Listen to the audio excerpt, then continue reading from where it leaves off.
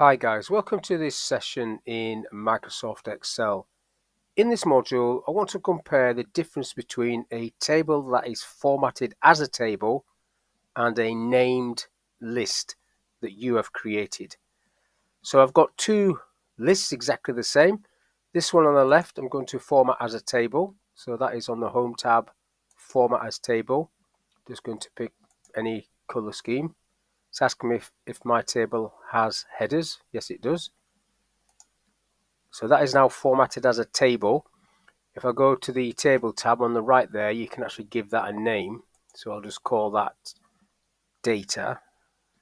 Press an enter on that. So that table's called data. Now I've got three unique items across here. The word unique, should I say. I want to use the unique function to just demonstrate the difference here. So first of all, if I type equals unique, come up there, just double click on that one. I'll do this one first. So this is not formatted at all. I want to know what the unique items are in this list.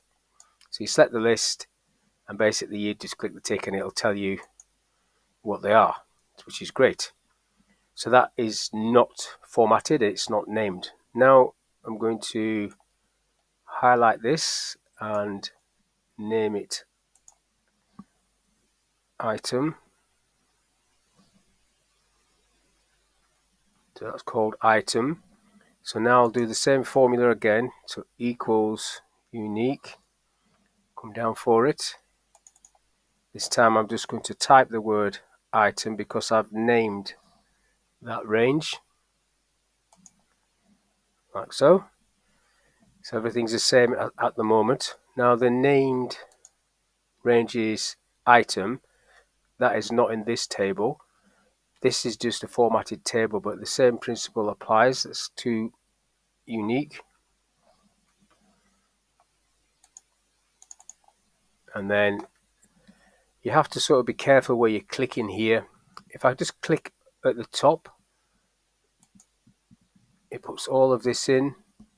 And it's got the word item there, but it's got the word header because I clicked on the header. So I don't really want that.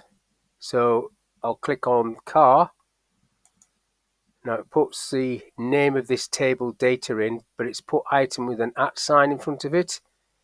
If I tick that, it's just going to put car there because that's what that means, top row. But if I click in there and get rid of that, it gives me some other options here.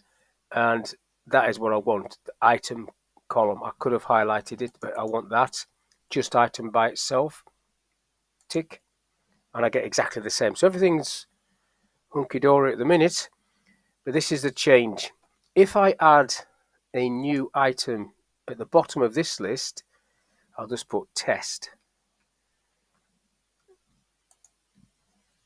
You see the formatted table unique function picks that up.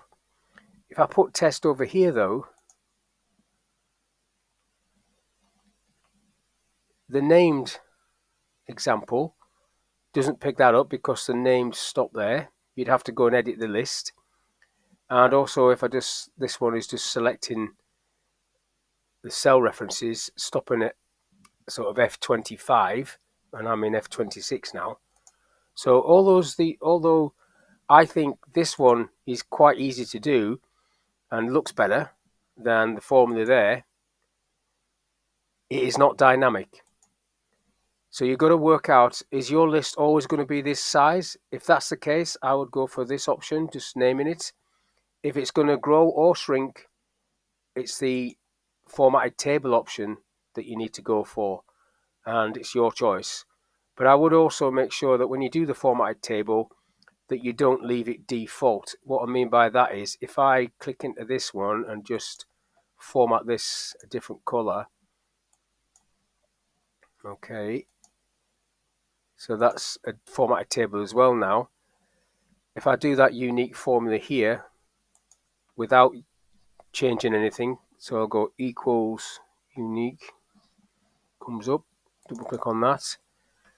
So I'll click into there, I'll just highlight this list so I don't have to delete anything. So it's got table, and then you can see all of that information there. If I tick that,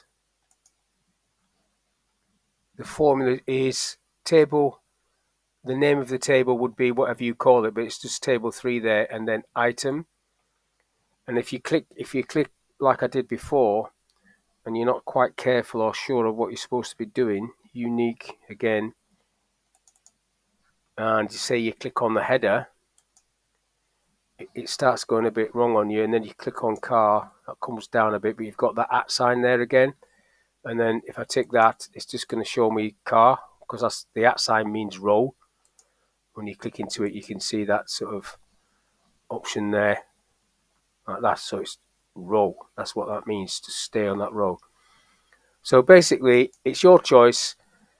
Formatted table is great because it's dynamic. Naming ranges is also great, but it's not dynamic. So it's totally up to you. But that's all I want to talk about in this little video. So thanks for your time, and I'll catch you on the next one.